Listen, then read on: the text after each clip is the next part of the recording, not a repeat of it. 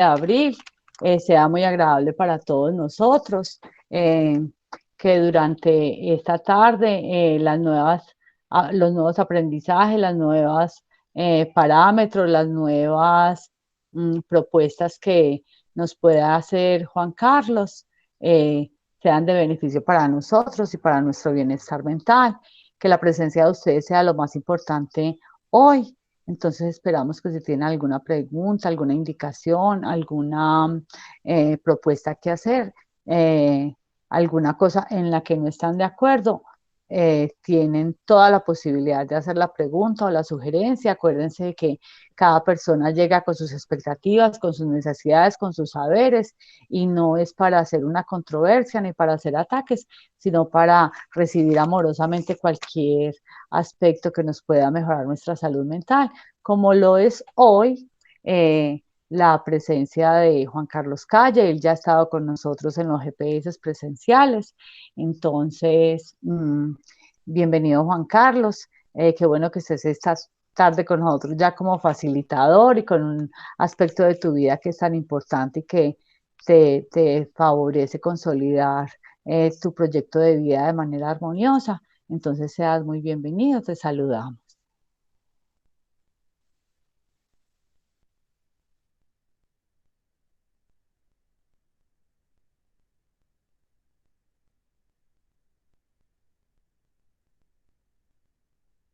Por favor, activa el micrófono, Juan Carlos.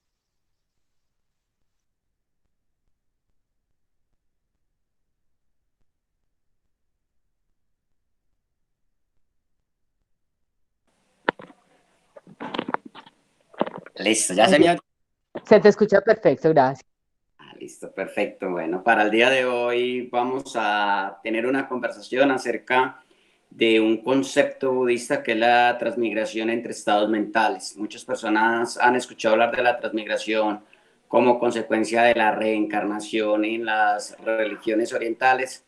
Sin embargo, el budismo introduce también un concepto que es la transmigración entre estados mentales, es decir, cómo la mente fluye entre cada uno de los 6 reinos. Y ese es el asunto del que vamos a hablar el día de hoy. Vamos a tener una perspectiva budista al respecto.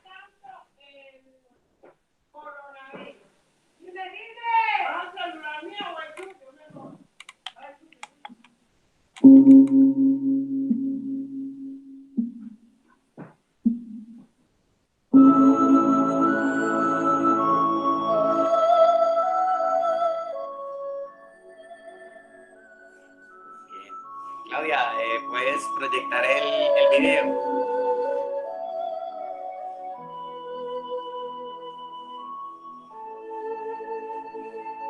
Bueno, nosotros les presentamos un video que es un corto del anime Saint Seiya. Es el momento en el que Chaka de Virgo, que es un personaje del anime que se considera la reencarnación de Buda, tiene un combate con Iki de Fénix. Él está mostrando los 6 reinos y el primer reino que le muestra es el reino del infierno. Le dice que en ese lugar siempre hay sufrimiento, dolor, ansiedad, crueldad. El segundo infierno que le muestra es el infierno de la hambruna. Es de los espíritus hambrientos que saltan a comer carne sobre los demás. Es una metáfora bonita. Tiene que ver con la ambición, la codicia. El tercer reino que le muestra es el reino de las bestias. Es decir, los animales, lo instintivo, la ignorancia. ¿Quién devora a quién? El cuarto reino que le muestra es el reino de los azoras o el reino de los demonios. Es el reino de los seres que siempre están en disputa, que siempre están en odio, en ira. Es la vibración de la lucha. El otro reino que les muestra el quinto es el reino de los seres humanos. Es el reino de la perplejidad, de las emociones. Y el último reino que le muestra, y aparece la imagen de Buda, es el reino de los cielos.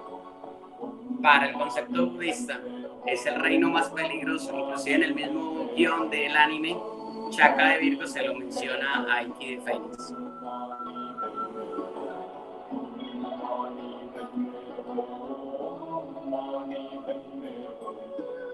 Luego aparece la escena de ellos dos teniendo el combate.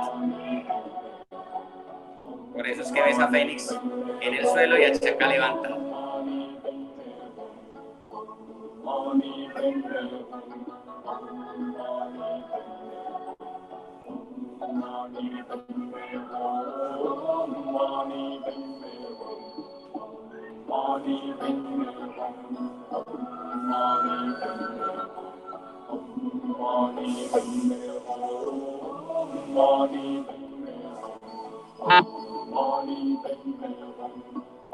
Muy bien. En este momento de fondo estás escuchando el mantra budista, el que más se repite. Tiene 6 sílabas. Cada una de las 6 sílabas tiene que ver con cada uno de los 6 reinos que acabamos de mostrarte mediante un anime. ¿Listo? El anime sencillamente es una, digámoslo así, una recreación, una metonimia, una metáfora del concepto de la transmigración. ¿Ya? Se supone que el caballero dorado Chaka es capaz de enviar a las personas a distintos reinos. Eso es lo que sucede en el idioma. Sin embargo, lo que nos atañe a nosotros, que es como lo real, como lo pragmático de este asunto, es entender que nuestra mente, por ser seres humanos, por tener el privilegio de ser seres humanos, atravesamos los 6 reinos. Los 6 reinos que acabamos de mostrar, que Chaka de Virgo acabó de mostrarle a Fénix. Ahora voy a tratar de indicarles a ustedes cómo opera esto a nivel mental. Listo. Entonces, Juan Carlos, dame un segundito, Juan. Bájale un piquitico a la música y trata de hablar más duro, que se escucha un poquito pasito. Se te escucha bien, pero muy pasito. Entonces, un poquitico rebajarle a la música. Gracias. Listo, ya se me oye perfecto. Perfecto, ahora sí. Sí. Listo.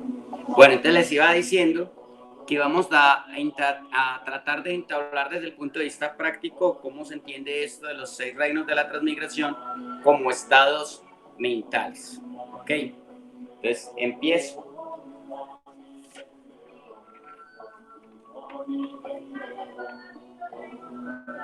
El primero de esos estados es el estado de infierno. ¿Ya? Acércalo a tu pecho un poquito más y se lee muy bien. Eso, ahí se lee perfecto. Estado de infierno, cólera, sí. Muy bien. Listo, el primer estado, el estado de infierno o de cólera. ¿Cómo se experimenta ese estado en la mente? Sucede cuando pasas por esas etapas de la vida, por esos momentos en que todo te fastidia. Si hace calor, qué fastidio. Si hace frío, qué fastidio. Si vino mi jefe, qué pereza llegó ese man a acosarme. Si no vino mi jefe, es que ese man nunca llega al trabajo. Si tengo transporte, qué fastidio, me toca pagar impuestos. Si no tengo transporte, qué fastidio, estoy siempre a manos del servicio público. El estado de cólera es el estado que experimentan las personas que todo, en absoluto todo le fastidia. Lo peor es que tendemos a creer que ese fastidio viene del exterior. No, ese fastidio viene del interior, lo proyectamos hacia afuera. Por eso se llama estado de cólera. Se compara mucho al infierno porque parece como si todo se incendiara alrededor. Parece como si todo estuviera lleno de agujas alrededor. Porque los niños gritan, porque la gente pone música, porque me hablan, porque no me hablan. Todo eso nos manifiesta ese estado. Es un estado colérico, un estado en donde todo nos duele y todo nos amarga, ¿cierto? Entonces, es así. Muchas veces detonamos hacia este estado, hacia este lugar, caemos en las puertas de este infierno y no entendemos qué está pasando. Creemos que es hacia el exterior. Este primer estado que les menciono es el estado de infierno, es un estado mental. Recuerden que para el budismo, infierno, cielo, estos conceptos que también se manejan en el cristianismo, son conceptos muy de la mentalidad. Es decir, la vibración mental es la que lleva a la persona a ese lugar. Aclaro este detalle empezando, porque luego harán algunos de ustedes la pregunta, bueno, entonces para los budistas el infierno es un lugar, en cierta forma sí y en cierta forma no. ¿Por qué sí? porque es que el estado es el que da lugar al loka, es decir, si tú tienes un estado mental X que te permite encarnar como ser humano, entonces el loka tuyo es la tierra, pero dependió del estado mental previo que tenías antes de encarnar como ser humano, ¿ok? Ahora, no, ¿en qué sentido? En que el infierno obviamente es un estado de la mente. Es algo similar a lo que el Papa Francisco recientemente mencionaba acerca del concepto de infierno, ¿ya? O sea, es un estado muy de la mente, muy del espíritu, muy del alma, muy del asunto anímico, ¿cierto? Ese es uno de los detalles. O sea, sí. La pregunta que nos tenemos que hacer es, en esta cuarentena, en estos días, en estas semanas que son difíciles, ¿ha usted estado en estado de cólera? Es decir, ¿ha tenido usted el estado de infierno? ¿Siente usted esto como una gran carga, como algo que es horrible, que detona mal, ¿cierto? Es decir, es un campo que pertenece a la percepción humana, ¿ya? A la percepción muy subjetiva, el infierno de la cólera. El siguiente infierno, ¿alcanzan a ver? Sí, estado fantasma, hambriento, codicia. Exactamente. ¿Qué pasa con el estado de fantasma? Pues ustedes dirán, ve, es que los budistas creen en los fantasmas. Ve, el concepto de preta aplica en el budismo. Pues nosotros, yo no me voy a meter con ese tema que en realidad es un tema complejo, tanto en la religión budista como en las religiones occidentales. Si existen o no los fantasmas, tampoco voy a resolver si existen o no los aliens, si existen o no los demonios en forma material. Todas esas cuestiones no, yo no las puedo abordar en este momento, sin embargo sí les puedo comentar en qué consiste el estado de fantasma en los términos mentales. El primer detalle que debes entender es que llamamos fantasma a la sensación de hambre constante permanente. Tiene que ver con el deseo, ¿ya? ¿Qué es lo que sucede? A veces, muchas personas no somos capaces de ver que el deseo no es igual a la realidad. Repito, el deseo nunca es igual a la realidad. Tú puedes desear algo, tú puedes desear unos tenis, por ejemplo, colocarte los tenis y lo que tú pensabas que iban a hacer esos tenis no son exactamente igual a la realidad. Puede ser mejor, quién sabe, pero nunca la realidad va a ser igual a tu deseo. O sea, la realidad no está hecha a la horma de tu deseo. ¿Qué sucede con este estado de fantasma? Son personas que siempre están bajo la ansiedad de que del poseer, del tener, del hacer, del conseguir. Estamos bajo el concepto de deseo, no solamente dentro del deseo sexual, porque muchas veces la gente uno le dice, ve el deseo y todo el mundo piensa solamente en el deseo sexual. También existen deseos ideales, por ejemplo, como deseo que los estudiantes aprendan. Yo soy profesor, Claudia es profesora, y a veces ese deseo de que usted aprenda, que el otro aprenda, también me puede llevar a un estado infernal. ¿Por qué? Porque no necesariamente significa que el otro pueda aprender lo que yo le estoy enseñando. Es más, puede que aprenda otras cosas muy distintas a las que yo enseño.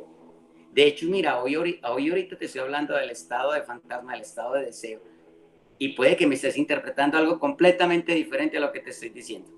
O sea, llaman a estado de fantasma porque precisamente hay personas que viven de la siguiente manera, viven deseando morir, viven deseando la muerte y mueren deseando vivir. Es decir, no son capaces de adaptar la mente a la realidad que está sucediendo en un momento dado. Vamos al concepto de la cuarentena ahora. Sí, o sea, el estado de fantasma activa ahora más que nunca. ¿Por qué? Porque todos tenemos el deseo de salir, hacer nuestras cosas, hacer otras vainas, hacer otros rollos. Pero ocurre que la realidad nos plantea que ese deseo lo tenemos que postergar. Vivimos en una sociedad que quiere todos los deseos de forma inmediata. Sí, de hecho ya la gente no espera. Las cosas se pueden conseguir aquí y ahora. Ya, y es imposible. O sea, ningún deseo es realizable aquí y ahora. ¿Ya? Entonces se vuelve un estado lamentoso para el ser humano, lastimero, digámoslo así. Entender que no todo deseo puede realizarse efectivamente. Por eso se llama estado de fantasma. Tú por ser humano, todos por ser seres humanos, lo poseemos. Tiene que ver, en el budismo y en la interpretación védica, hinduista, se le dio el nombre de estado de hambre precisamente por eso, porque es un estado de, uy, tengo que consumir, tengo que tener, tengo que haber, tengo que... y es realmente complejo. Nada va a ser igual. O sea, la realidad no se puede forjar, ni se va a arrodillar ante tu deseo ni ante tu voluntad.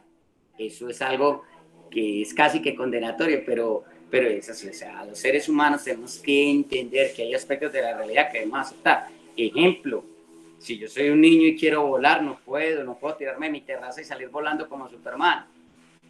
¿Ya? ¿Me hago entender? Igual pasa con múltiples deseos que tenemos. Ya sea desear a otra persona, lo que sea, la realidad de cada ser, la realidad en cada momento es diferente a lo que nosotros deseamos. Por eso es el estado de hambre.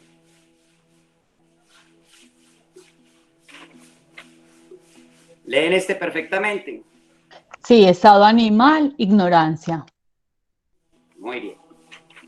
Detalle importante y sin entrar a debatir con distintas corrientes religiosas, en el budismo se considera que el ser humano pertenece al reino animal. ¿Ya? Es decir, en nuestra mente hay mucho que funciona de manera animal, es decir, de manera instintiva, de manera incognoscible, es decir, ignoramos precisamente lo que pasa con la animalidad nuestra. ¿Ya? Somos también una serie de instintos. Ahora, no quiere decir que el instinto animal sea algo que no se necesite. Más adelante vamos a hablar acerca de los estados y van a notar que cada uno de ellos cumple una función importante en la iluminación. El estado animal tiene que ver con esto, lo que ignoramos, actuar por ignorancia, actuar por instinto. Lo que se me vino, ese impulso fue, deseé esto, por ahí me voy. Llevo mi ser biológico a una condición en que puedo ponerlo en riesgo inclusive porque no conozco o el otro equipamiento que es el equipamiento de la razón, ¿ya? Es decir, aquí el instinto y la razón, las correlaciones que hay entre ellos. La animalidad, cada uno de nosotros tiene un animal dentro y es instintivo, ¿ya? Reconocerlo es importante. No podemos pretender que por ser seres humanos estamos desligados de ese extremo animal. ¿Listo? Bien. Veamos el otro estado. Estado demonio, ira, odio. Muy bien. En las tradiciones hinduistas, budistas, los demonios no son seres, sino funciones. Me explico. No es que yo soy un ser demonio, no, sino que soy un ser que cumplo la función de demonio. ¿Ya? Eso hace distinta la manera ontológica como lo mira el cristianismo a como lo miran las religiones de Oriente, el concepto de demonio. ¿Ya? Ocurre que para evolucionar a ese concepto necesitas haber evolucionado también la virtud. ¿Ya? La capacidad de odio, la capacidad de ira de los seres tiene que ver con esa situación. O sea, tú no sentirías ira si no fueras un ser relativamente divino. Es decir, esta correlación que existe entre lo divino y lo demoníaco es alta, ¿ya? Y más adelante, cuando hablemos del estado celestial, vas a notar que hay un riesgo muy grande en el estado celeste. Ese es el estado demoníaco. Generalmente está asociado a la ira, al odio, a este tipo de cosas. Juan Carlos, perdimos tu video. ¿Listo? ¿Ya me Ya. están viendo? Sí, ya te Listo. estamos viendo otra vez. Listo. Van a ver en cámara horizontal por un buen rato. ¿Listo? Les iba diciendo, el estado demoníaco tiene que ver con esto. Ira, la necesidad de administrar justicia, la necesidad de sentirse siempre en lo correcto y que mi actuar correcto está por encima de la voluntad de los demás. ¿Ya? Muchas veces nos pasa, muchas veces creemos que nuestra voluntad, lo que nosotros pensamos, deseamos o queremos o pretendemos en la vida, está por encima de los demás. Ese es el estado típico del estado demoníaco. Es decir, si ustedes revisan la cosmogonía cristiana, la soberbia hace parte de Lucifer, ¿ya? En la organización budista o en la forma como lo entendemos budista, ¿quién es Mara? Mara es el yo, el yo que se apropia de todo y cree que se puede arrogar todas las cosas y se siente dueño de todo. Y como se siente dueño de todo, se siente con la capacidad de manipular, con la capacidad de decidir. ¿Ya? Observen que la mayoría de guerras está implicado conceptos como la religión, la nación, la etnia. Claro, somos de una raza superior. Empezamos por ese lado. Listo. Ese es el estado de demonio. Un estado que se intimida, que es íntimo con él, es este estado. Estado, cielo, orgullo. Exactamente. Aquí es donde tal vez muchas veces las personas cuando le dicen a uno, ay, ustedes los budistas rezan por llegar al cielo. No, no. Un cielo por más bueno que sea, por más rico que se vea, en el budismo se considera el lugar más peligroso o el estado más peligroso. ¿Cuál es ese estado? Pues sentirse en virtuosos. Si yo me siento virtuoso, si yo me siento el bueno, tengo el concepto de lo que es la justicia, lo correcto, lo sagrado, lo divino, voy a sufrir y demasiado. ¿Por qué? Porque el estado del cielo te permite caer en los otros estados inmediatamente. En el momento que tú te sientas con orgullo, con la vanidad de tu propia virtud, caes. ¿Por qué caes? Sencillo. Porque por lo que acabamos de mencionar. Si yo me siento dueño de la justicia, con la virtud de la justicia, por ejemplo, trato de administrar justicia en los demás, error, porque yo no conozco la verdad interna de todos los seres. ¿Ya? Por eso caemos en estados como el estado demoníaco. Para poder caer en un estado demoníaco tengo que haber pasado primero por el estado celestial. Por eso es imposible odiar si primero no amaste. ¿Ya? Por eso no es posible ser autocrático si primero no pasaste por el concepto de la justicia. O sea, todas esas nobles virtudes son peligrosas. Y tú dirás, ¿cómo así? Primera vez que alguien nos dice, un religioso nos dice, es peligroso la virtud. Ojo lo que yo estoy diciendo, es peligroso convencerse de que tú ya tienes esa virtud. Ya. Esas virtudes, cuando tú las tienes en tu mano y te crees dueño de ellas, puede generarte más estados, más sufrimiento y le puede generar más sufrimiento a los demás. Cuando, por ejemplo, tú consideras que tu forma de sexualidad es única y plus ultra y que los otros se equivocan al experimentar la sexualidad de otra manera, generas estados infernales. Obvio, porque cuando enfrentas a parejas, cuando enfrentas a amigos, vas a encontrar esto. Te vas a encontrar frente a este tipo de cosas. Cuando tú consideras que tu partido político es el que tiene la razón, entonces se justifica la muerte de otros, se justifica la invasión de otro país, se justifica tirarse encima de otros en función de la guerra. Mira, y lo que implicaría una guerra, por ejemplo. Pero tenemos un líder en este momento en Estados Unidos que está al borde de todas estas situaciones. Claro, está en el cielo. Es presidente de Estados Unidos, la nación más poderosa, todo lo demás. Lo que yo digo es lo correcto, lo que Estados Unidos dice es lo correcto. ¿Cierto? Pero cuánta hambre, cuánto dolor, cuánto sufrimiento, cuánto estado de infierno puede generar esta cuestión. Simple, ¿cuántos muertos puede generar una guerra? ¿Y cuántos estados se pueden generar de ahí hacia allá? O sea, un niño pierde a su padre y créeme que va a pasar por todos los estados, va a pasar por su estado de cólera, todo le va a fastidiar. Va a pasar por el estado de fantasma. ¿Cuántas veces los niños el 24 de diciembre no esperan al padre que regrese y no está? ¿Ves? El estado de cielo es realmente el estado más peligroso de todos. Peligrosísimo. ¿Sí? O sea, cuando tú te sientes dueño con el orgullo de todas las virtudes celestiales. Cuando un pastor, por ejemplo, te predica que tiene las llaves del cielo y que la religión de ellos puede abrir las puertas del cielo y condenar a otros. De ahí, cómo se genera más infierno. Por eso, en cierta forma, a los budistas les decimos a los otros, nosotros no tenemos las llaves de los cielos. Nosotros no tenemos la llave de la salvación, nosotros no tenemos la llave del nirvana. Para nada. ¿Sí? Nosotros no te podemos ofrecer eso, yo no te puedo ofrecer la salvación. Yo no puedo decirte que leyendo el sutra y caminando por el sutra vas a encontrar el cielo y la salvación. Imposible. ¿Ya?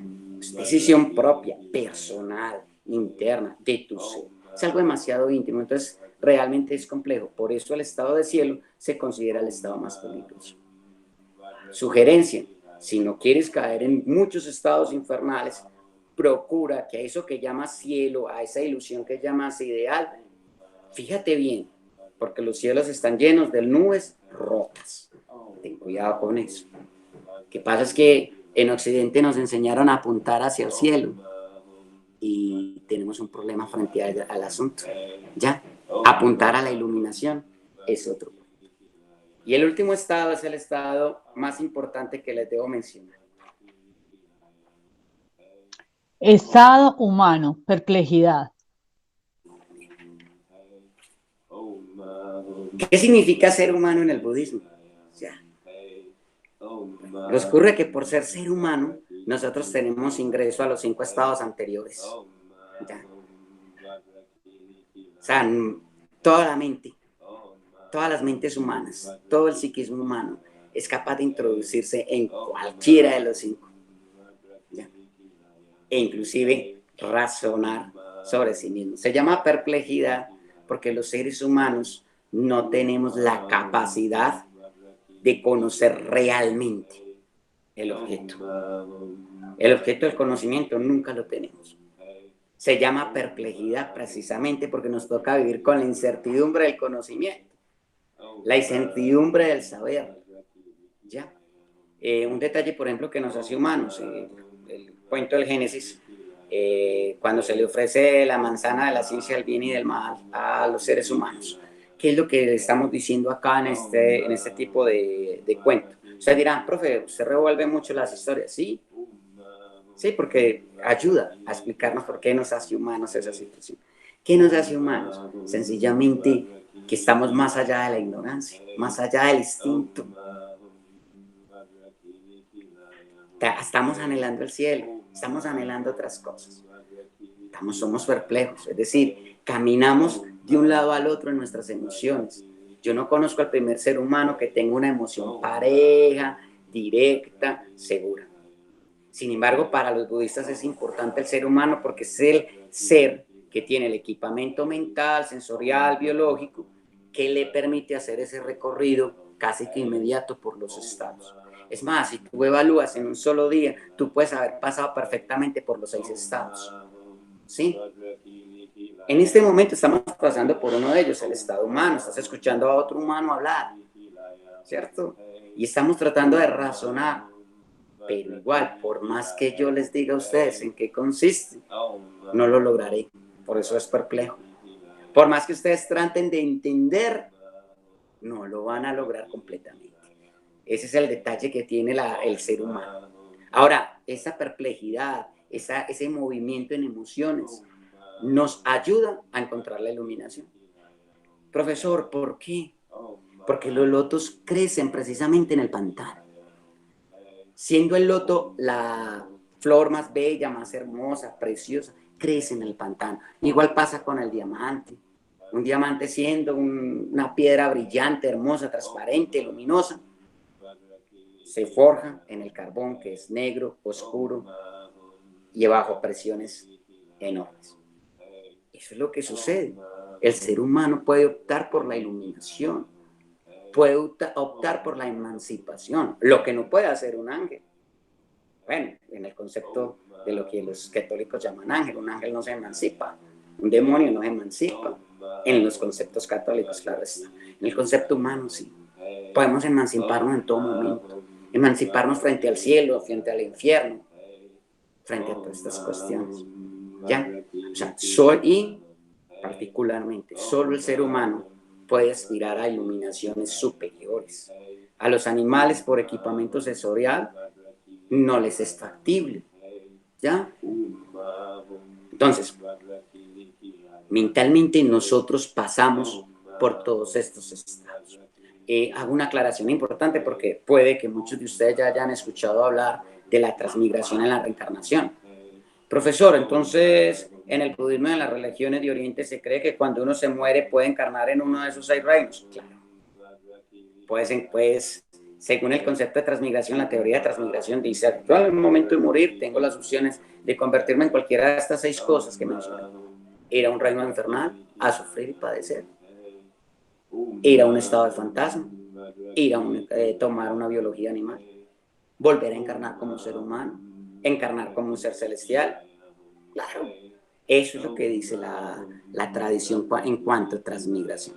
Pero en este momento no es el tema nuestro hablar de qué pasa en el bardo, qué pasa en la muerte, qué pasa más allá, sino qué pasa en el más acá, con nuestra mente. Porque nuestra mente cambia de estado en estado, de estado en estado, de evolución en evolución, de momento en momento. ¿Ya? Eso es lo que Juan nos Carlos, incluye. Juan Cuéntame, Carlos, hay una pregunta en el chat, la hace Alexei. Él cuéntame. pregunta, ¿qué es la iluminación? ¿Qué es la contemplación de los Budas iracundos y por qué esto es tan importante? Bien, mira, lo que pasa es que les había hablado del estado de demonio y los dudas iracundos tienen que ver con esta situación. O sea, eh, voy a ser un poco breve en la comparación. Lo que pasa es que en el cristianismo el demonio es mirado siempre como un ser destructivo y enemigo de la iluminación, ¿ya? O enemigo de la luz. Ocurre que en las religiones orientales no. ¿Qué es un Buda iracundo y por qué lo contemplan? Por ejemplo, a Vajrapani, a Kala, a Yamaraz, que son, si usted pregunta por ellos, los en internet, aparece inmediatamente una imagen demoníaca. La 10ª cabeza de Avalokitesvara es una imagen demoníaca, es un Buda iracundo. ¿Por qué? Porque ocurre que entre estado y estado y estado y estado y estado hay momentos que para la iluminación se necesita la protección de un demonio.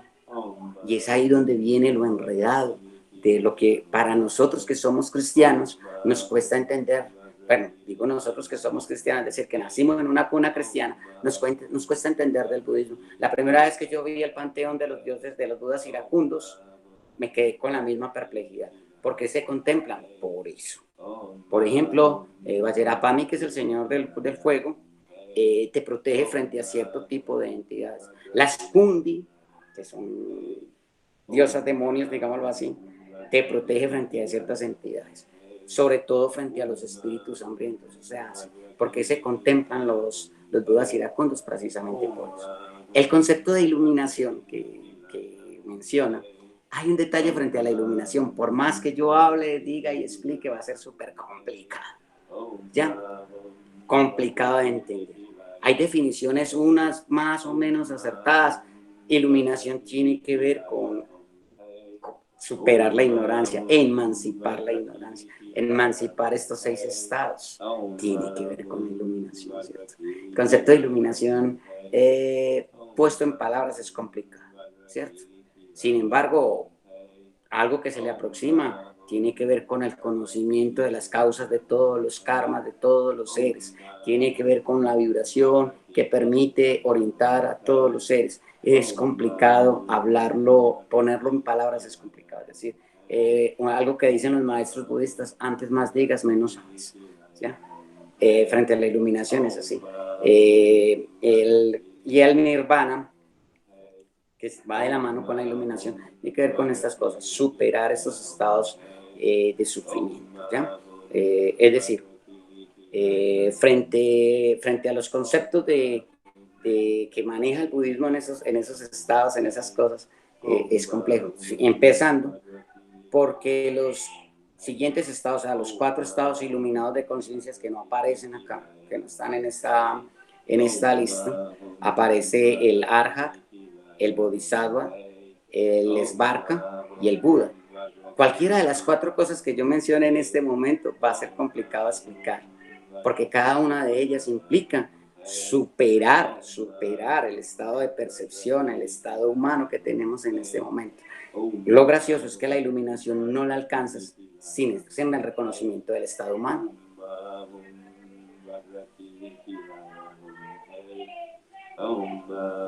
Gracias, Juan Carlos. ¿Quién más tiene alguna pregunta, un comentario, alguna duda que tenga hasta el momento, alguna inquietud, algo que complementar de lo que hasta ahora ha explicado Juan Carlos? Recuerden que esta es, bueno, Alexei va a participar. Bienvenido, Por, Alexei. mémosle allá.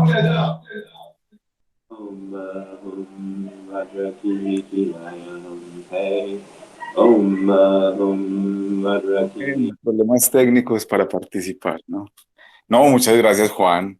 Yo estoy. ¿Me están escuchando? Sí, te estamos escuchando bien. Bueno, no, yo cada vez que escuchaba estos conceptos, porque en medio de mis búsquedas, para mí el budismo es una cosa muy misteriosa que me atrae. Entonces, escuchar todas estas cosas, no te imaginas cómo saltaban mis ojos, cómo me miraba mi novia aquí, pero este, ¿qué le pasa? Que escucha de demonios iracundos y se emociona. Bueno, realmente, pues yo creo que esta emocionalidad que manifiesto habla de que me has tocado y me has movido. Y claro, pues me veo en el fantasma, me veo en el hambriento, me veo en el iracundo. No me veo tanto en la virtud porque me doy mucho palo y eso más bien trato de que emerja sin que yo, digamos, haga ningún esfuerzo, la verdad. Y pues bueno, como aprovechar que estás aquí, entonces te puedo hacer preguntas. Y decías, claro, no nos vayamos a otros temas distintos a los que trataste. Entonces, si, digamos, hay como modos de conciencia, no recuerdo cómo es que lo decía la invitación, como estados mentales, ¿cierto? Como estados mentales. Podríamos decir entonces que en el soñar también es otro estado mental donde se siguen experimentando todos esos estados mentales. Es como si como una dimensión que se abre dentro de otra. No sé. No sé si es muy volada esta pregunta. Juan Carlos, puedes abrir el micrófono.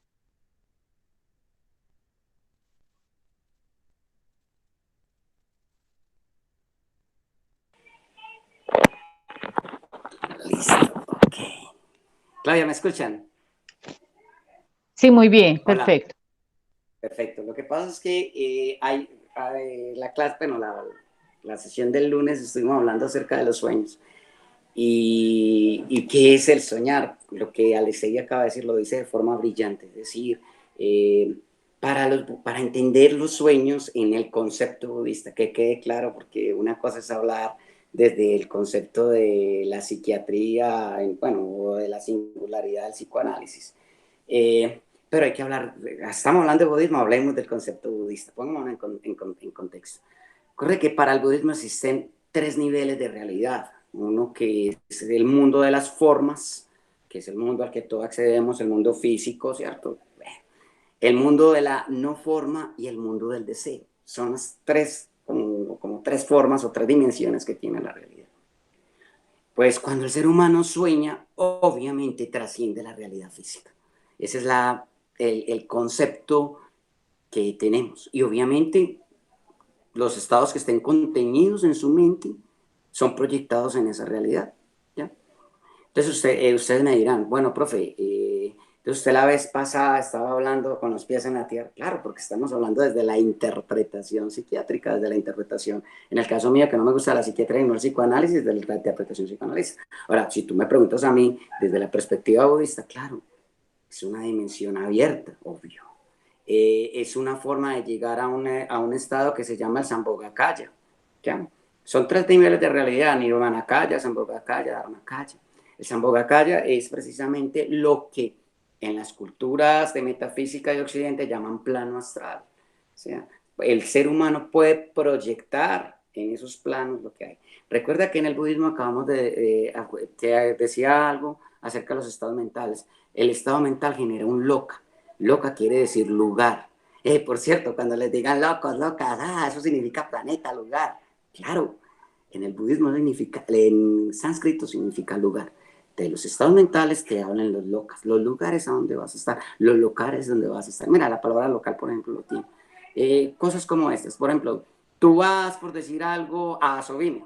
Listo, te sientes como en Asobime. Es porque mentalmente te sientes bien allá. Mira, la vibración mental te lleva a donde vas, ¿cierto? Estamos aquí reunidos y estamos generando un loca de conversación. Es así. Igual pasa con los sueños. Cuando tú sueñas, sueñas con aquello que tu mente te permite percibir, que tu karma te permite percibir. Por ejemplo, cuando hablan de sueños premonitorios, no todo el mundo tiene sueños premonitorios. se necesita haber avanzado kármicamente en el equipamiento sensorial para tenerlos. Ahora, estos son temas que a mí no me gusta tratar mucho en público por razones que tienen que ver con pragmáticas, como que, como no todo el mundo tiene acceso a sueños premonitorios, no todo el mundo sabe cómo manejar su cuerpo astral, desdoblarse, salir y hacer ciertas jugadas en esos planos. Hablar de esos conceptos en público o ante todo público es complejo, pero tienes razón, Alexei. Cuando se sueña, por lo menos el budismo contempla que es posible para la mente, no solo soñando, también de forma despierta, abrir otras dimensiones, abrir otros campos. Y obviamente el concepto de joya dentro de una joya. Es decir, tú abres a la otra dimensión, pero ¿con qué vehículo te hables? Con el vehículo de tu mente. Quiere decir que lo que dice Alexei es brillantemente bien estructurado. Te abres a otra dimensión dentro de tu propio estado. Es decir, tus estados te permiten abrir esas dimensiones. Ahora, invito a Alexei que alguna vez tengamos la conversación, pero no en todo público, sino más bien un poquito más cerradita, porque hay que tener en cuenta diferentes cositas para hablar Sí, claro. de que es un concepto complejo en el budismo, es un concepto complejo en el cristianismo, y es un concepto complejo entre la discusión de ciencias ocultas y ciencias factuales, obviamente. Alexei va a Es que complementar la pregunta y luego Juan Ramiro. solamente eso, solamente, pero es porque me das pie, entonces las enfermedades mentales a la luz del budismo pueden ser accesos desordenados a esos otros estados mentales. Y digo desordenados porque entonces la mente queda entre esta realidad y entre otra y queda fragmentada. No sé, es algo que me da como para pensar al pie de eso. Ya, con esto no intervengo más porque si no absorbería a Juan Carlos.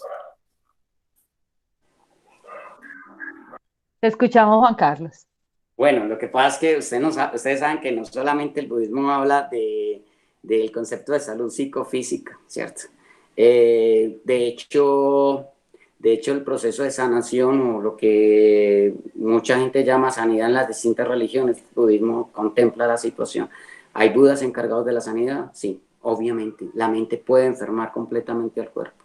De hecho, ya hablando de un poco más tirados hacia la ciencia oculta, más tirados hacia la ciencia oriental, los canales de energía, lo que acaba de mencionar Alexei, sí, el cuerpo físico puede ser enfermado porque no está bien o no está adecuadamente distribuido los canales de energía dentro del cuerpo, la suma de los meridianos, de los chakras, pues algo complejo de entender, pero la gente que conoce sanidad a partir de energía, el budismo reconoce eso como ciencia también dentro del asunto, lo contempla.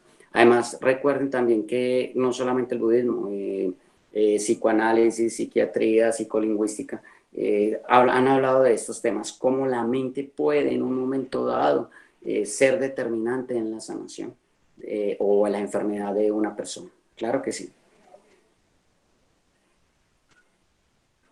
Antes de darle el paso a Juan Ramiro, les cuento que ahora de cierre no son las 3 de la tarde, es el tiempo que nosotros necesitemos. Juan Carlos está dispuesto a acompañarlos un rato después de las 3, entonces podemos expresarnos con toda soltura. Juan Ramiro, te escuchamos. No, pues yo lo que veo es que hay una cantidad de conceptos que uno va escuchando sin saber de dónde proceden, dónde provienen, perdón, de dónde provienen esos conceptos, ¿cierto? Porque hay mucha confusión y sobre todo en este momento que hay tanto acceso a tanta información, yo soy, digamos, muy escéptico.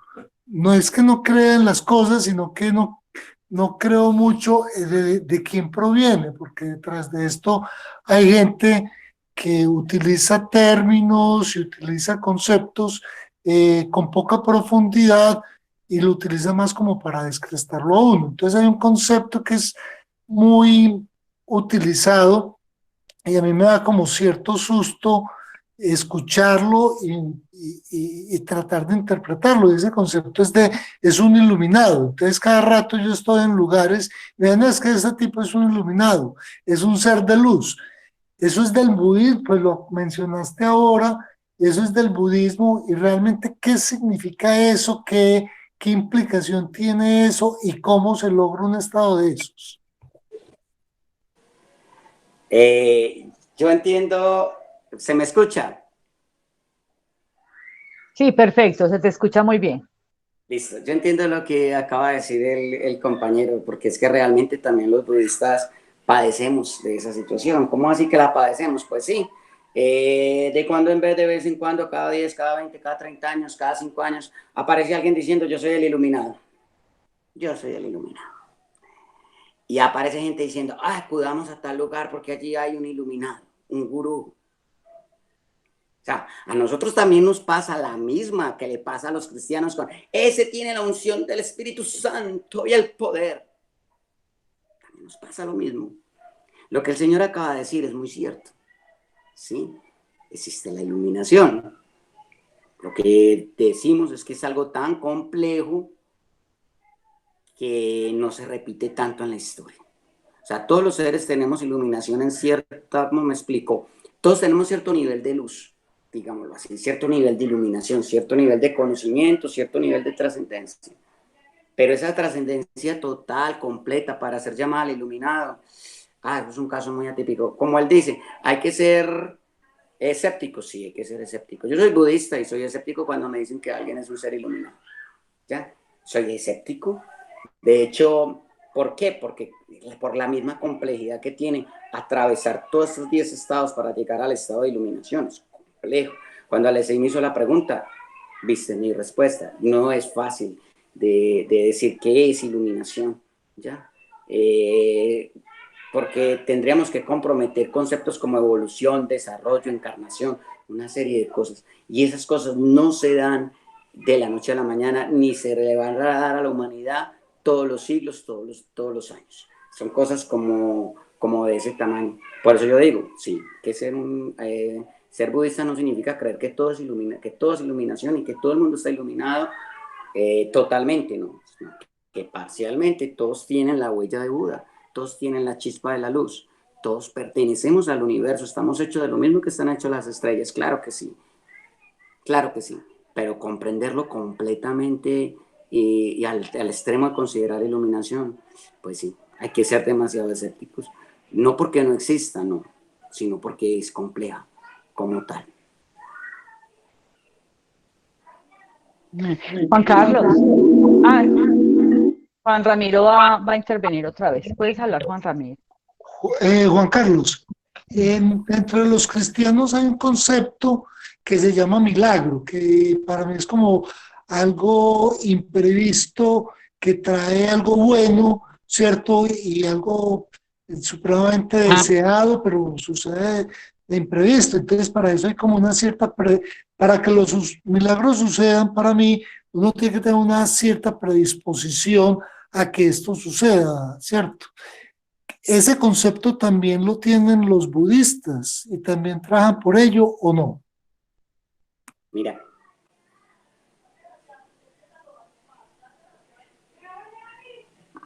Sí, te escuchamos. Sí, ese es uno de los conceptos más discutidos que tenemos entre cristianos y budistas. ¿Ya? ¿Qué es un milagro? Digámoslo así, pues aquello inexplicable que se sale y que sucede y que sucede a favor de los seres humanos, póngale lo que usted quiera. Los budistas decimos que es un milagro, es cuando los cristianos creen que Dios hizo la voluntad de ellos.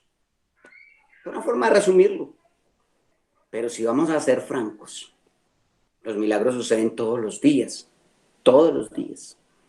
porque todos los días te suceden cosas que tú no puedes explicar, todos los días suceden cosas que están dentro de la gracia, dentro de la trascendencia, todos los días.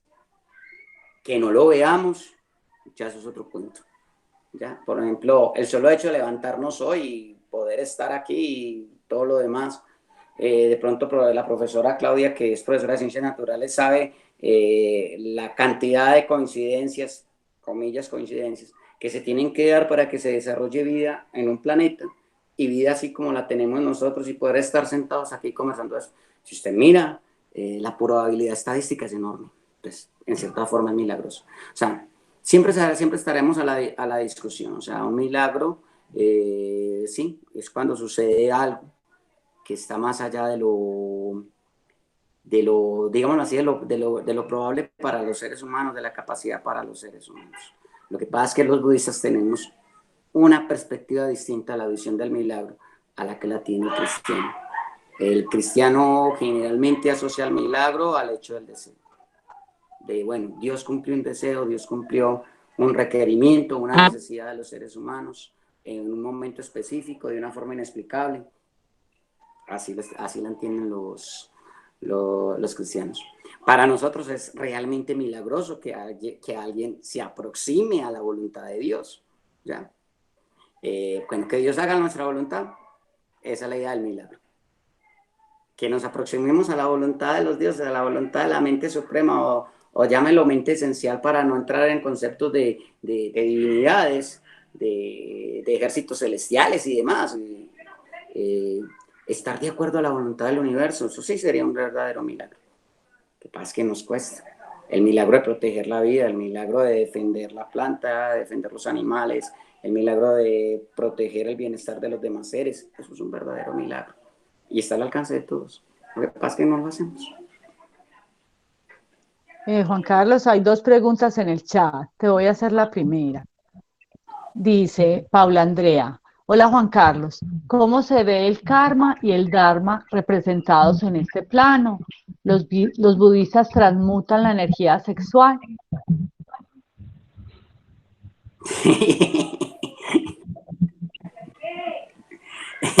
Excelente pregunta. Discusión, empiezo por la segunda.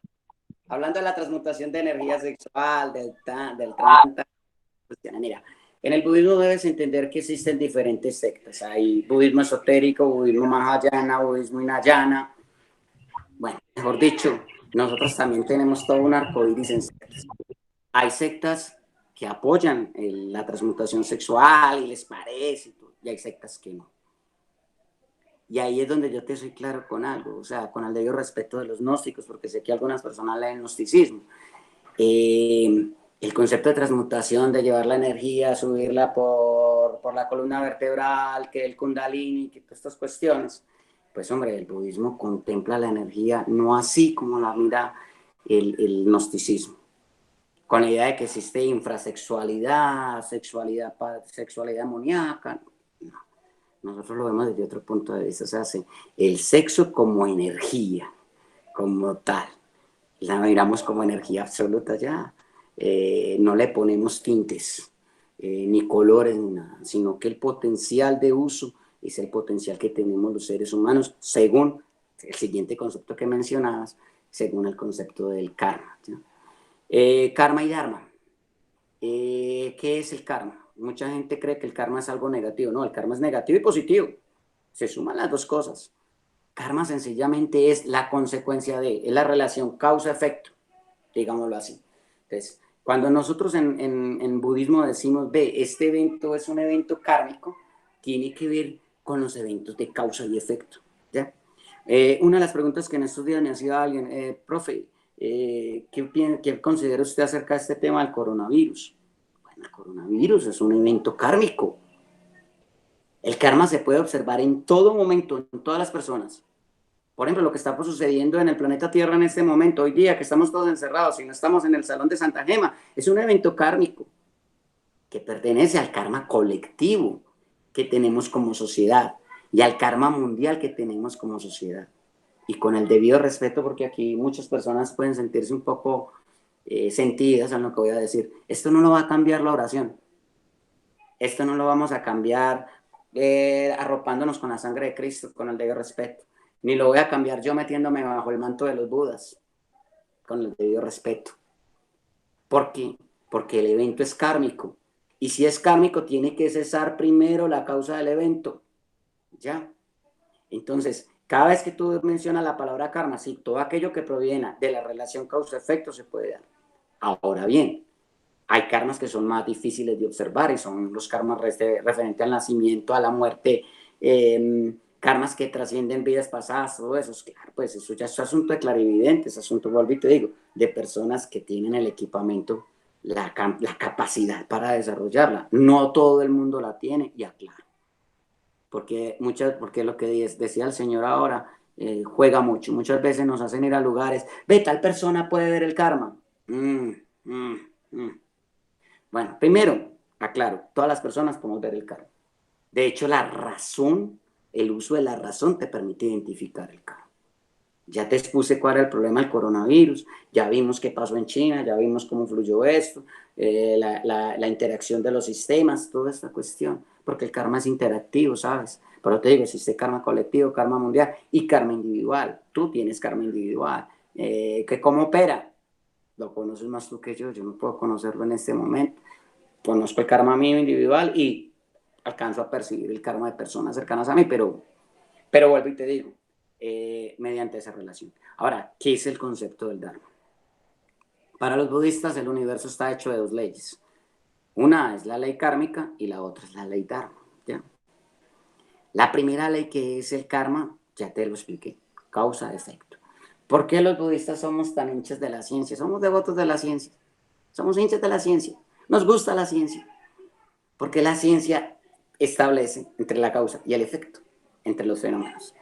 Claro, coincide con lo que nosotros llamamos que es el evento de lo karma. Cuando nosotros decimos ley en karma, no se refiere a un Dios que la gobierna. No, simplemente es una ley. Inclusive los dioses están sometidos al karma. Todos los dioses, todos los ángeles, todos los santos que tú conozcas. ¿Ya? Entonces, el karma es sencillamente la relación causa-efecto. A veces negativo, a veces negativo. ¿Sí? El Dharma tiene que ver con la capacidad, óigase bien, la segunda ley del universo, tiene que ver con la capacidad que tenemos los seres de intervenir en el karma de otros seres en pro de su desarrollo.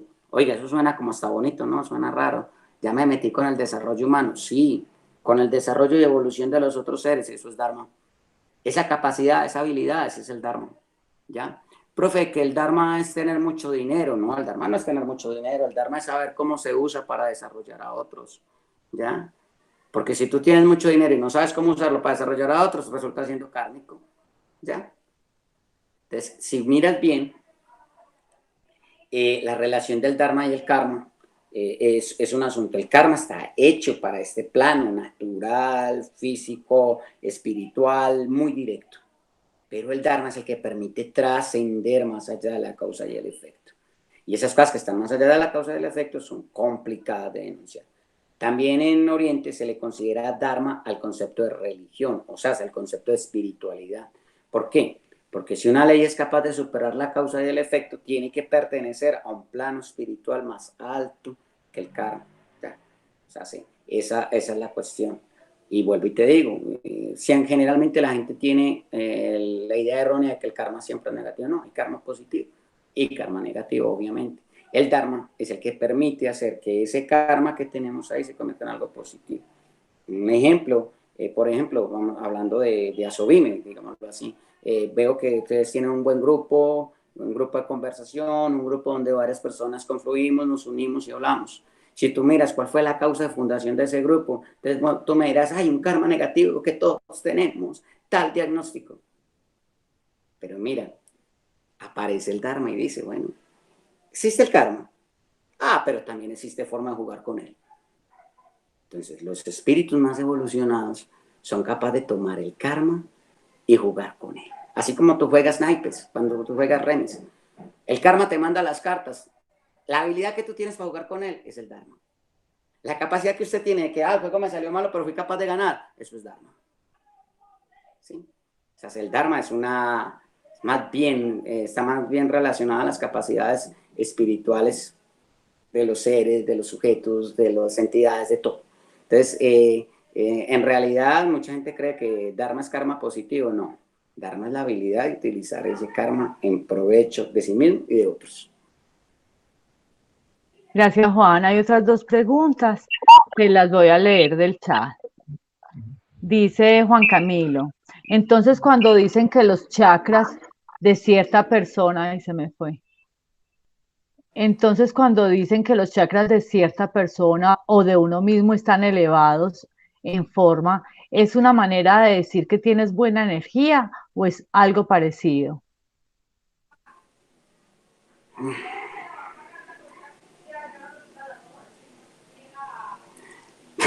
A mí me causa gracia la pregunta, pero bueno, vamos a tratar de resolver en parte. Mira, lo que pasa es que cuando se hablan de chakras y hablan de la palabra elevación, hay dos detalles importantes que debes saber cuando dijeron la palabra elevación. Una tiene que ver con las vibraciones. Vibraciones. Entonces, que mis chakras están en un alto, están en un nivel elevado, es decir, están en un nivel elevado de vibración. ¿Sí? Esa es una.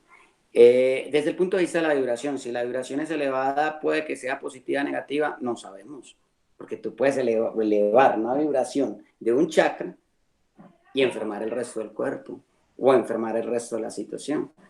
Más que todo yo hablo es de la adecuación de la vibración de los chakras. O sea, los chakras vibran según la necesidad de la realidad, ¿cierto? Un chakra que esté elevado y no en contexto con la realidad en la que está operando puede ser perjudicial. Eso te lo explico primeramente. Entonces, por ejemplo, desde el punto de vista de las personas que les gusta hablar de la psicotronía o del nivel de energía, pues me imagino que tú has visto Goku, Dragon Ball, todas estas cuestiones. Por ejemplo, imagínate cuál es la capacidad de vibración que tiene, por ejemplo, un ser demoníaco, es alta. ¿Ya? Es alta. Necesariamente positiva o negativa, no sabemos. Es como, es como el uso de la energía atómica. Nosotros podemos iluminar toda una ciudad con la energía atómica. ¿Ya? Tú con la energía de un chakra puedes lograr darle salud al cuerpo y todo lo demás y llenar de prosperidad a las personas. Pero también corres el riesgo, igual que como pasa con la energía nuclear, crear una bomba y hacer daño. O accidentalmente mover mal el asunto y hacer daño. O sea, eso hablando desde la vibración. Ahora otro concepto de elevación es ahorita cuando Alexei hablaba, te hablaba del concepto del campo astral, ¿cierto? Del plano astral. Ocurre que los chakras son un punto de comunicación entre la forma fluida y la forma física, digámoslo así, de esta manera, para que me entiendas, son como los nudos donde se atan este tipo de realidades, ¿cierto?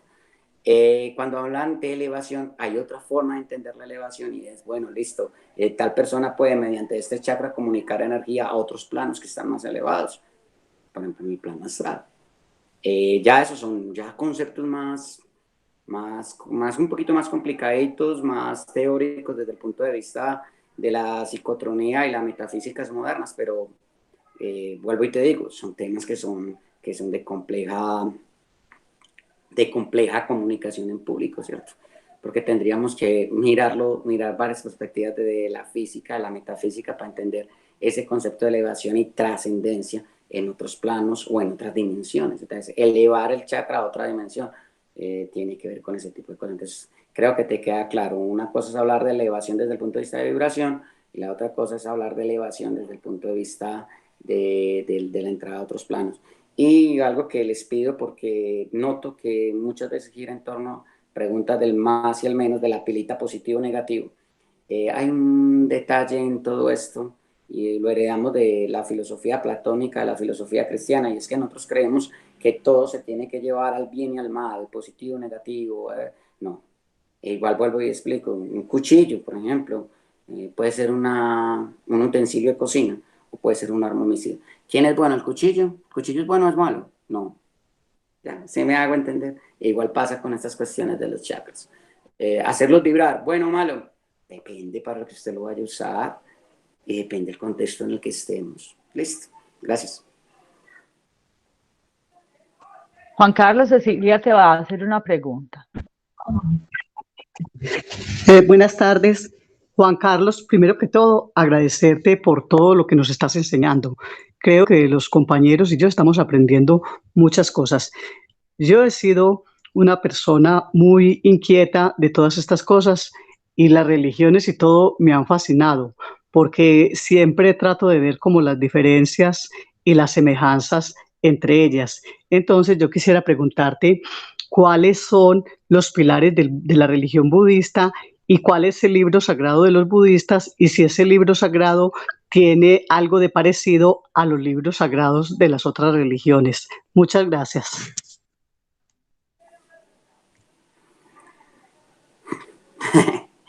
A ver, hombre, el pilar del budismo es la ley Dharma de Buda.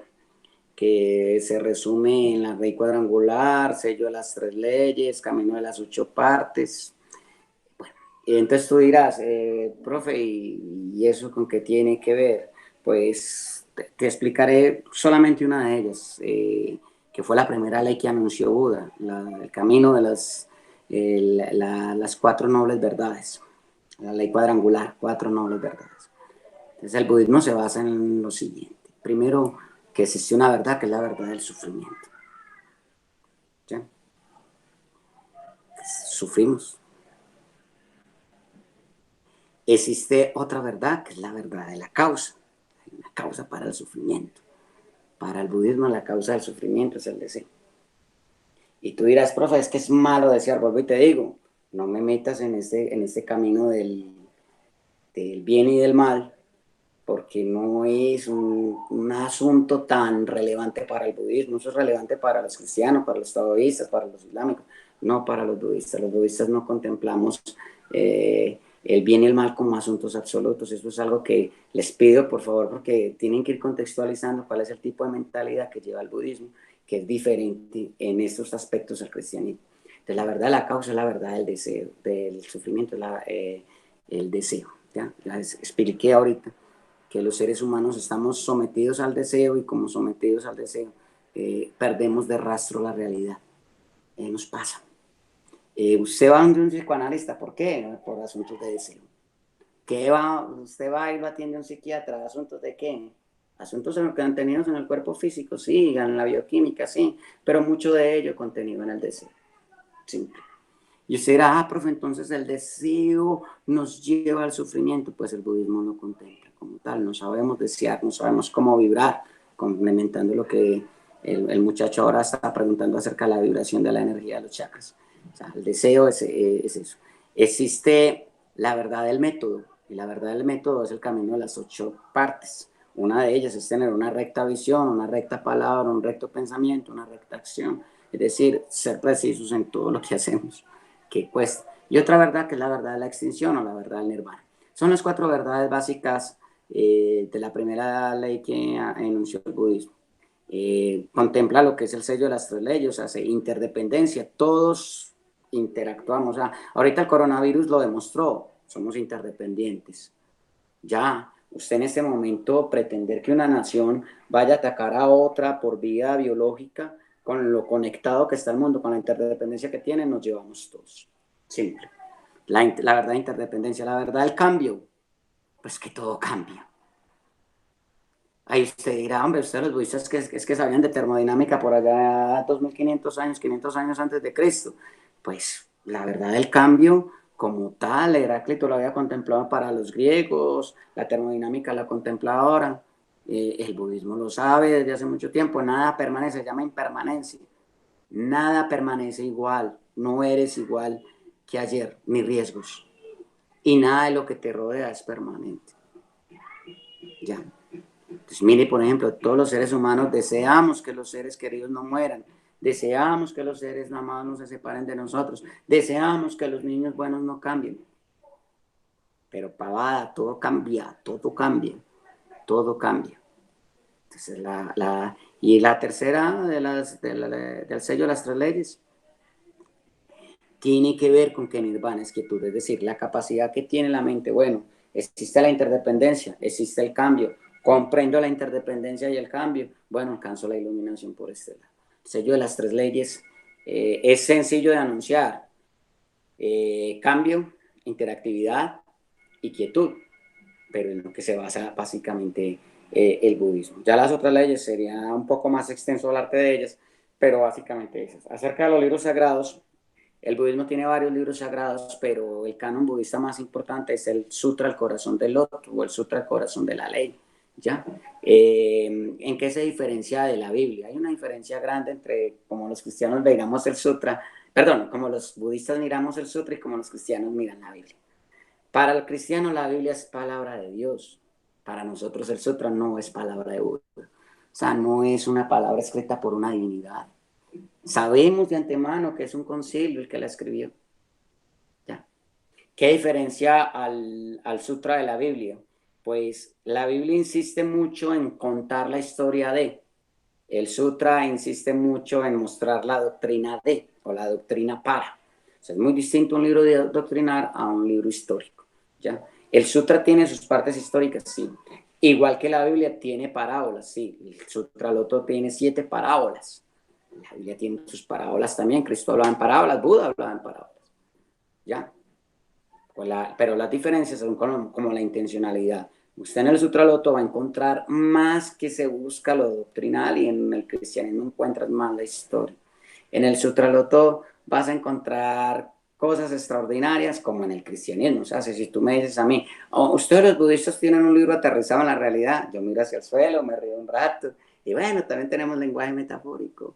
Sí, ustedes tienen la idea de un niño que nace de una virgen, una estrella que ilumina. Nosotros tenemos la idea también de un niño que nace a mediodía y un bosque que se inclina a adorarlo y nace caminando. También tenemos ese tipo de relatos, ¿cierto? Son de ese tipo de cosas. Y por cierto, un dato para los que les gusta el tema de los ovnis: el Sutraloto contempla la vida de otros planetas.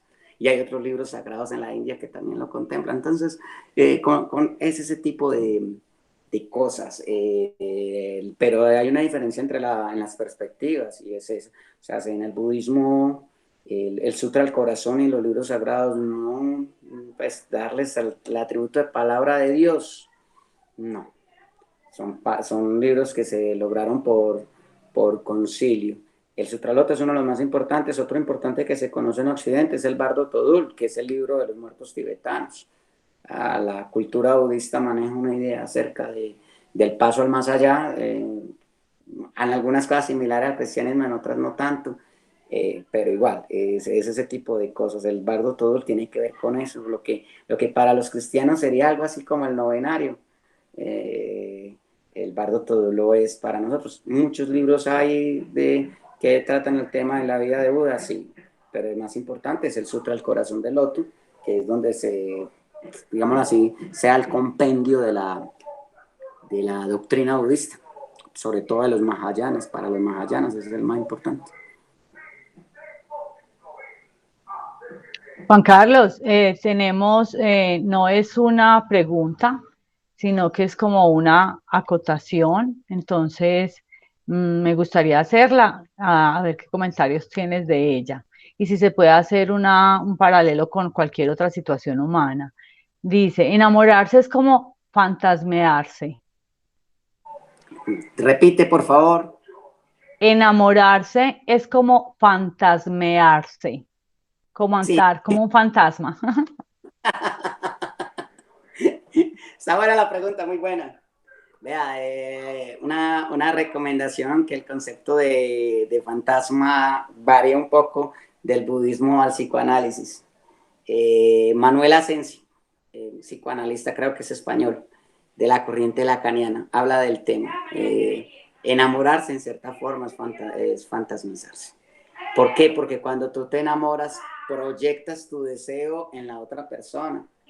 Y no necesariamente te enamoras del real de la otra persona, sino del imago, de lo que imaginas que la otra persona debe y corresponde con tu drama, ¿ya? Entonces, en cierta forma, sí, por eso suelto la risa y sonrío, porque es una buena metáfora. Enamorarse, pues, en los términos como los manejamos normalmente, que tú te enamoras de una persona, pues, amar es un cuento distinto. Quiero que hagamos la diferencia entre amar y enamoramiento. ¿Listo? Estamos hablando de enamoramiento. El enamoramiento sí, tiene mucho que ver con el fantasma, más con el fantasma propio que con lo que es la otra persona.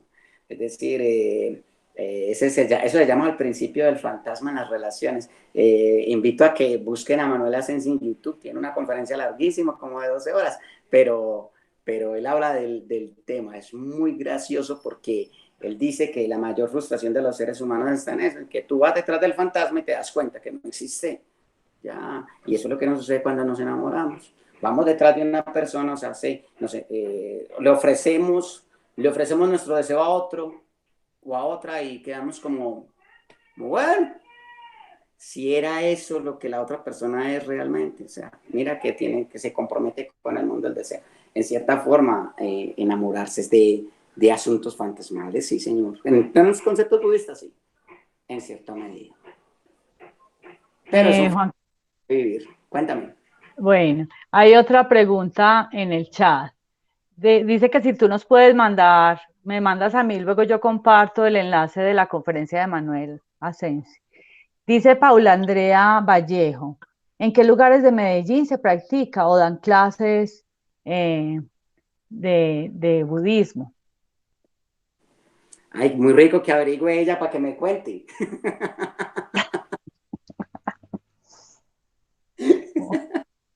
Bueno, ya, sin reírnos mucho.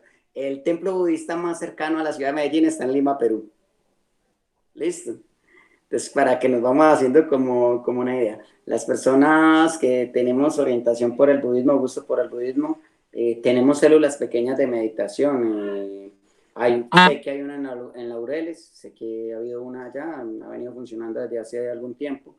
Y generalmente las personas que nos toca el budismo, nos ha llegado mucho el budismo, nos llegó fue porque, o nos legó porque desde muy niño practicamos artes marciales, entonces el concepto Zen, todo el concepto, sobre todo mucho el concepto Zen.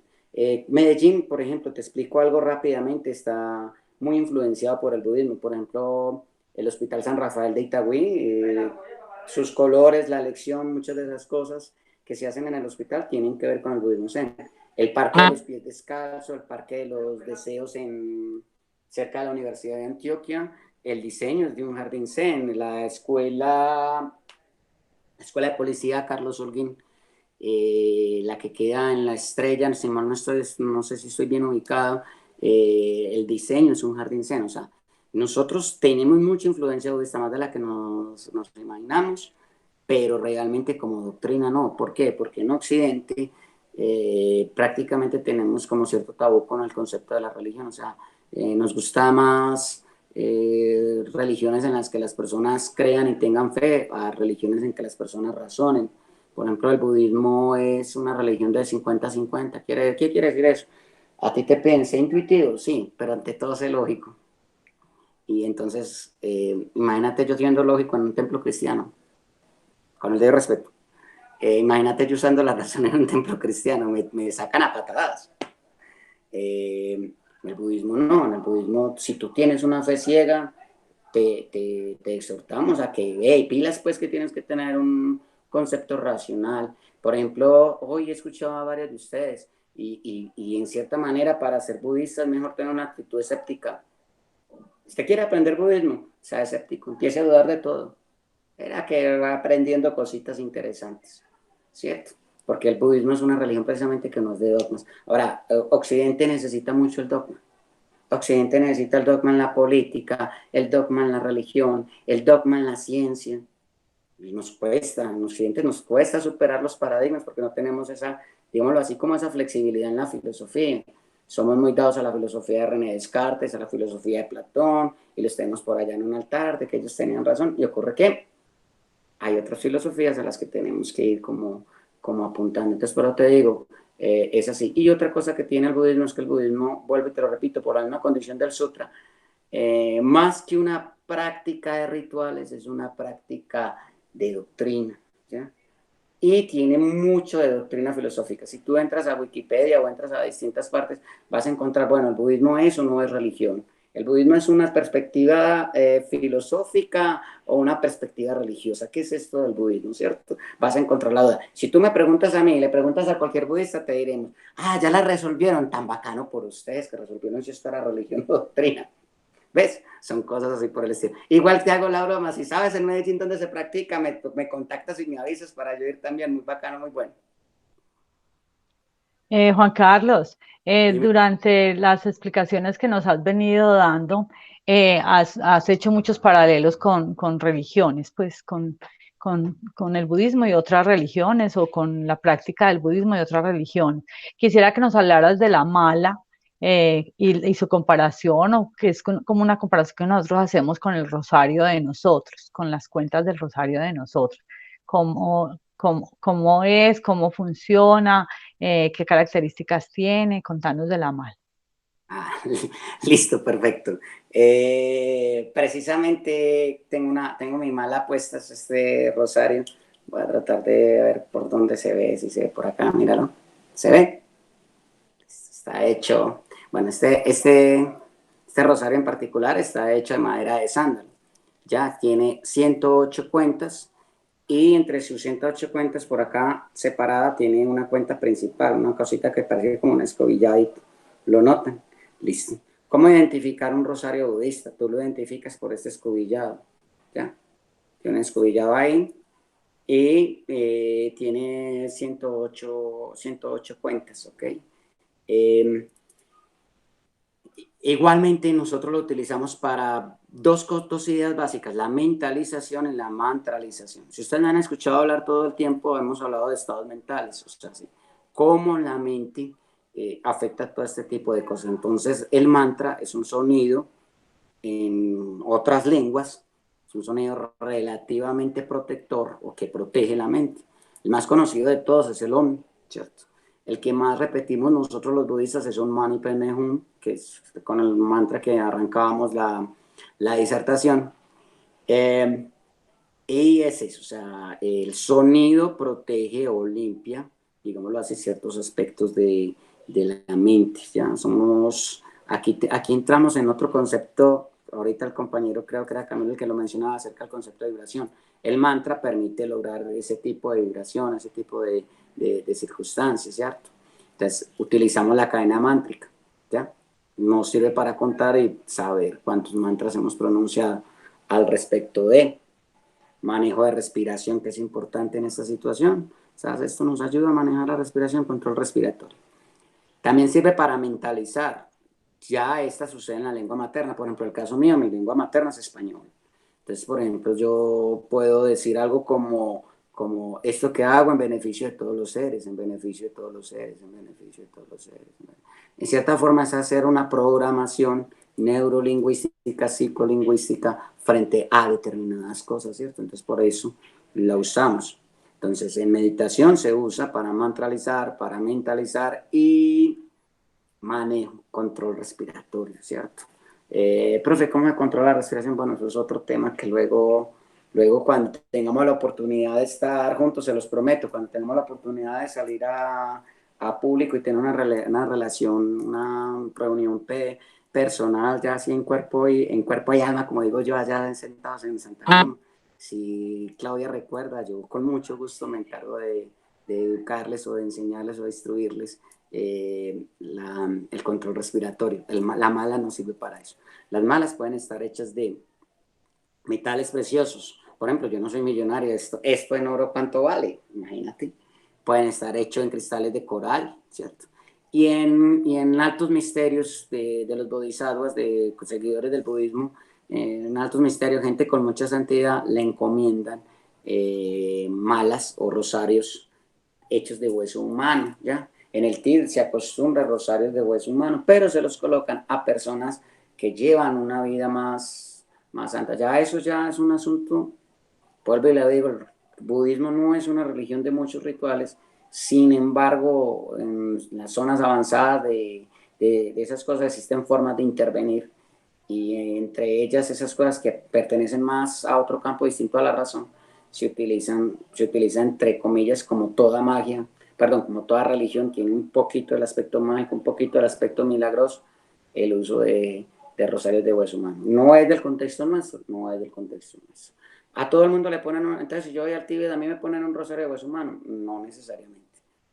Generalmente te colocarán uno de madera de sándalo como el que tengo yo acá, y el de hueso humano lo colocan a una persona más avanzada por cierta connotación que tiene en la cosmogonía budista.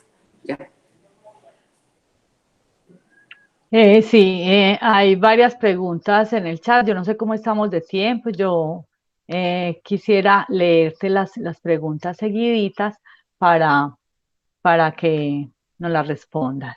Dice, ¿nos puedes contar cómo te volviste budista y si esto implicó, si este de volverse budista fue generado por una crisis espiritual?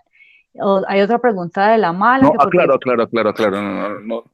No fue que si fue generado por una crisis espiritual, sino más bien al contrario. Si antes lo precedió una crisis y el budismo le dio respuestas. bueno. Y Paula dice, porque son 108 cuentas las de la mala. Y Juan Ramiro dice, yo he escuchado que el budismo realmente no es una religión. ¿Qué tan cierto es eso? Pues yo creo que ya lo respondiste, pero de todas maneras ahí te dejo la pregunta. Bueno, la primera que es personal, a ver, yo digo que al que le gusta le sabe, como decimos los paisas. Yo soy budista, pero soy paisa. Al que le gusta le sabe. Así de sencillo. Yo por eso yo no peleo. A mí mucha gente me dice que es que, Juan, ¿por qué no sales a predicar el sutra al corazón del otro de puerta en puerta? Quieta la gente. Si el que quiere ser budista, el espíritu lo va a llamar, la energía lo va a llamar, el cuerpo lo va a llamar. Recuerdo que desde la guardería yo tenía la costumbre de sentarme así como estoy sentado en este momento y ciertas cosas me tranquilizaban, ciertos movimientos, ciertas cosas. Incluso yo mucho tiempo fui catequista católico, fui al culto cristiano. Yo conozco el cristianismo, conozco el ritual católico, bastante. ¿Qué detalle había en mí? Que cada vez que yo era adolescente y niño resultaba siempre en posición de loto, sentado con las manos cerradas o los ojos cerrados. Todo el mundo en el culto evangélico cantándole a Jehová, brincando de un lado para el otro, haciendo heroicos espirituales, y yo quietecito con la contemplación. O sea, sí. Primera cosa intuitiva que yo noté en mi mente cada vez que trataba de conectarse con el asunto de la divinidad o con el asunto de la religión, no optaba por el tipo de cosas que hacen los cristianos. Nunca me gustó tocar yesos como hacen los católicos. Nunca, bueno, ciertas cosas no me gustaron. Perdón si de pronto ciertas cosas que digo resultan siendo un poquito ofensivas, pero me hicieron una pregunta personal, yo respondo personalmente, ¿cierto? Uno tiene tendencias, digámoslo así, uno tiene tendencias en la vida. Bueno, cuando empecé a entrenar artes marciales, nosotros en artes marciales muchas veces a los niños nos sientan en seis a hacer el ejercicio de concentración y a mí me gustó demasiado. Luego tuve una experiencia cercana a la muerte, casi me muero. Y ocurre que, hablando de esa experiencia, que más adelante podremos hablar de ella ya sentadas allá en el after party, por allá sentados después en Belén, en Santa Gema, nos sentaremos y hablaremos de ese asunto. La percepción de la realidad me cambió, ¿ya? Luego fui creciendo, tuve mucho contacto con gnosticismo, y luego por allá a los 22, 23 años tropecé con un sutra del corazón del otro. Tropecé con él, pero me quedé con él. El profesor se lo robó. Sí, me lo robé, tenía 22, 23 años, un niño de 18. Bueno, y yo empecé a leerlo. Y ocurre que ciertas cosas del sutra, además de yo haber leído libros sagrados, porque leí varios, iban de acuerdo a ciertos conceptos de filosofía. También a los 22, 23 años estaba terminando carrera, estaba reconociendo filosofía humanista. El budismo es de una filosofía muy humanista, muy antropocéntrica, ya que coincide con el modelo de, yo soy licenciado en educación física, trabajo con educación, entonces ustedes entenderán de que yo soy humanista, antropocéntrico y todo eso, entonces no sirvo para... no se acomoda mi ser a las situaciones del cristianismo, el religar el cristianismo, no puedo con ellos. Incluso a mí al lado de mi casa que es un culto evangélico, no puedo con ellos, no puedo con la idea que ellos tienen acerca de la mujer, no puedo con la idea de que ellos tienen acerca del pecado, no puedo con la idea que ellos tienen de las llaves del cielo, no puedo, yo no puedo con eso. Profe, usted está contestando en este momento, sí, porque ustedes me preguntaron. Si ustedes personalmente me dicen a mí, profe, yo soy cristiano y soy feliz, adelante, qué rico por usted, es feliz. La mejor religión es ser buena persona, sí. A mí mis cosas, mis inquietudes las miro desde el budismo, eso sí. Frente a la pregunta de Alexei de si procede de una crisis espiritual, yo diría de una crisis kármica, más que espiritual. Crisis yo he tenido, claro que sí. Y las he tenido antes, durante y después.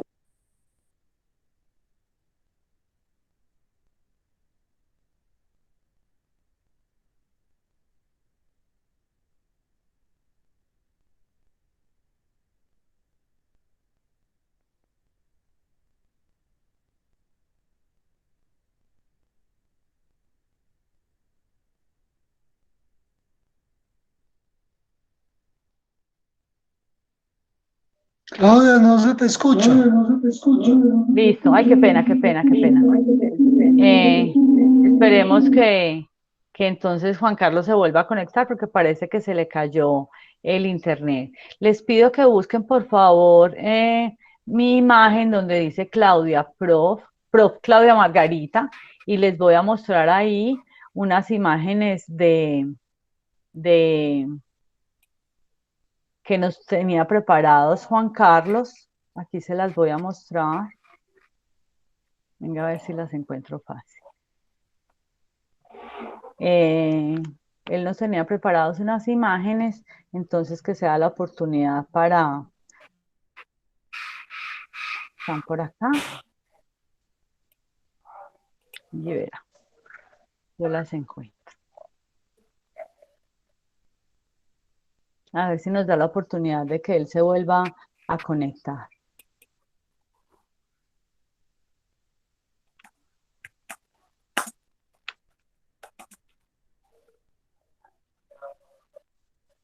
Estas son. Entonces, esta es la rueda del samsara. ¿Me están escuchando? Esta es la rueda del samsara que él nos compartió. Juan Ramiro, si ves que Juan Carlos ingresa, me hace la ceñita. Bueno, entonces está la rueda del samsara, está dividido en 6 sectores. Supongo que son los 6 estadios, pues los 6 estados: infierno, fantasma, animal, demonio, cielo y el estado humano. Entonces, ahí podemos ver los 6 estados. Este es una lámina que nos muestra el infierno, como el fuego, el desespero, la angustia, donde se puede ver la ira de las personas que están allí. El tercer estado sería aquí nos muestra el estado de fantasma. Entonces es como la imagen del fantasma que nos estaba explicando Juan Carlos. Esta es otra imagen de fantasma. Acá tenemos el estado animal. Está como un ave con una serpiente. Acá tenemos leones comiendo. Estamos a la espera que Juan Carlos se vuelva a conectar a la reunión. Un cocodrilo con otro reptil que lo está devorando. Acá tenemos el quinto estado, que es el azora o demonio. Entonces miren dónde está parado él, el tamaño, el color, la actitud, los elementos que lo adornan.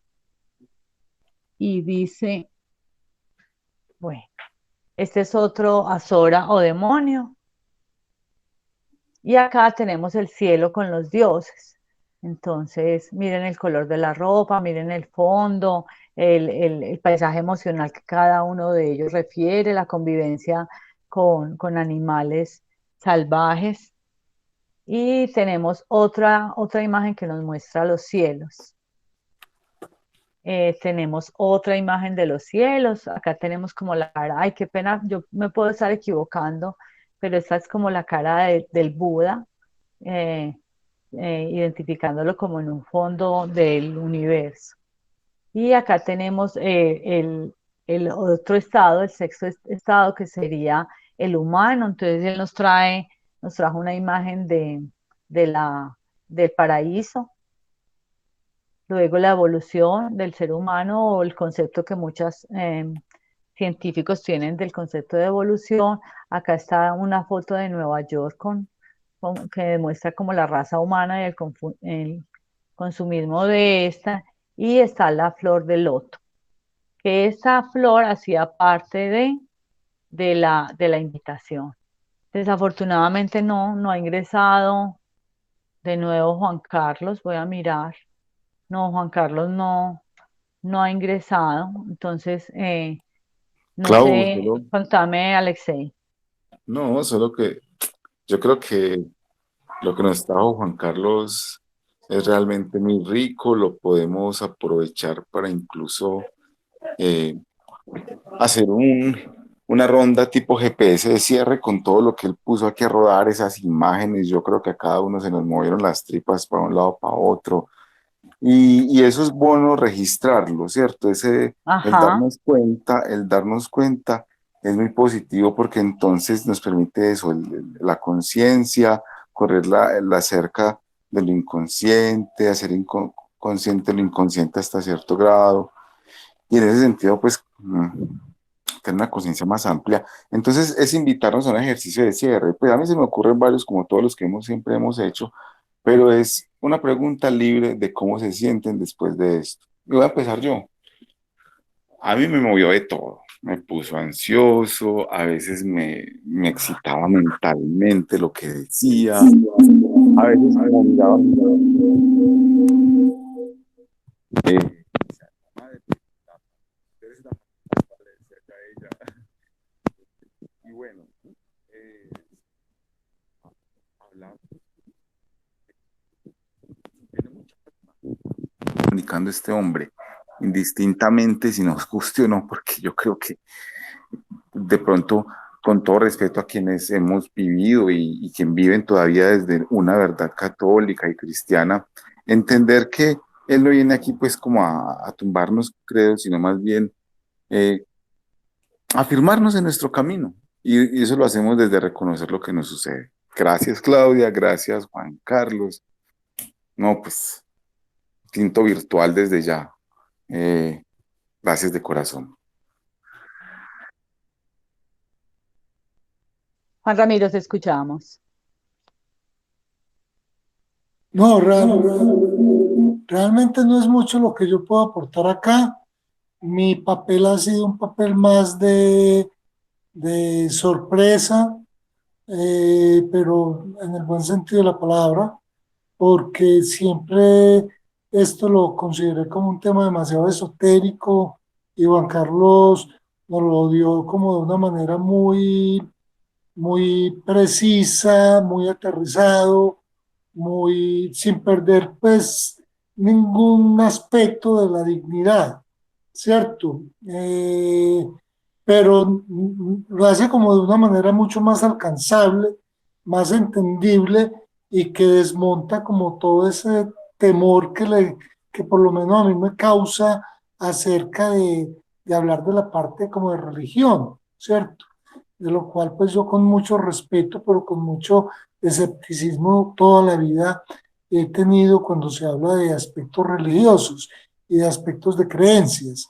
Me pareció muy interesante y creo que quedamos muy corticos, que sería muy bueno como continuar con el tema más adelante, porque son más las inquietudes que las cuestiones que resuelve, pero inquietudes en el buen sentido también. Gracias, Claudia.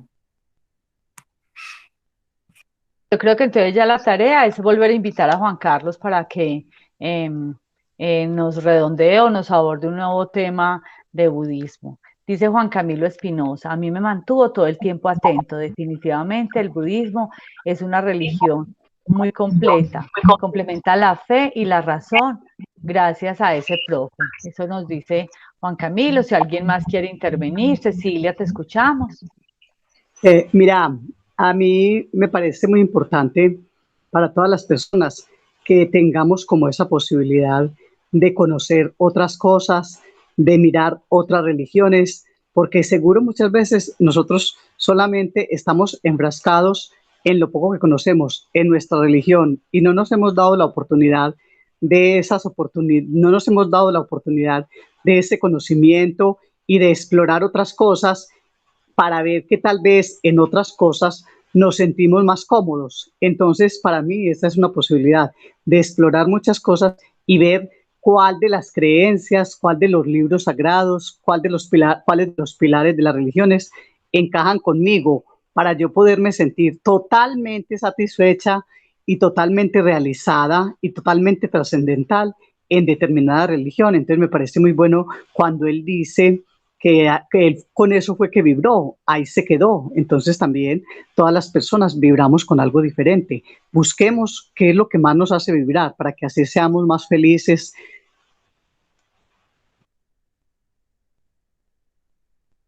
Gracias, Cecilia. Yo complemento, pero de una manera diferente lo que dice Cecilia. En cambio, yo lo que pienso es tan bonito que varias personas, desde otros puntos de vista, sentados desde una postura epistemológica, filosófica, desde un concepto diferente, todos apuntamos a lo mismo.